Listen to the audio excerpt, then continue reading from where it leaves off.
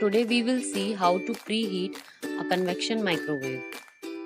For this you need to place the lower rack in the microwave.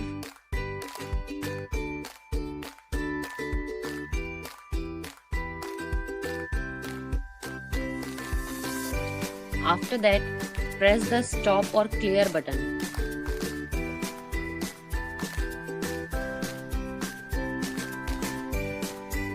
Then you need to press the convection button.